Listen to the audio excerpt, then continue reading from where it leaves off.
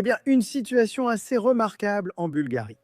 Voici un pays qui est sur le point de changer sa monnaie, qui doit adopter l'euro à partir du 1er janvier 2026. Mais on vient tout juste de voir le gouvernement démissionner à seulement quelques semaines avant que le pays n'adopte l'euro. Maintenant, le président bulgare, étant donné l'ampleur des manifestations contre le gouvernement, a qualifié la démission du gouvernement d'inévitable. La Bulgarie pourrait organiser des élections anticipées. Et d'ailleurs, le président bulgare, Roumen Radev, avait en fait proposé en mai dernier un référendum pour savoir si son pays souhaite réellement rejoindre l'euro ou non. Ce que l'on pourrait penser être une chose sensée à faire. Certains en Bulgarie sont clairement inquiets à l'idée d'adopter l'euro, mais non, elle a été rejetée.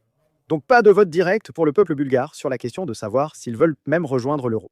Cela se produira le 1er janvier, qu'ils le veuillent ou non, semble-t-il.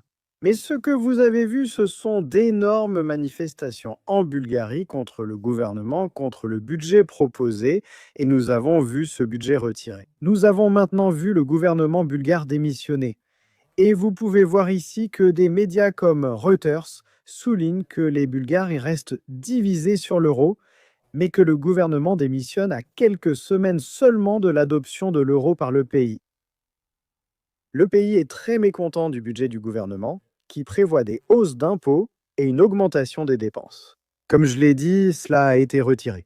Vous avez maintenant vu que cela est allé encore plus loin, avec la démission du gouvernement. Avec des élections anticipées qui semblent désormais probables, à seulement quelques semaines de l'adoption de l'euro par le pays, c'est une situation vraiment stupéfiante quand on y pense.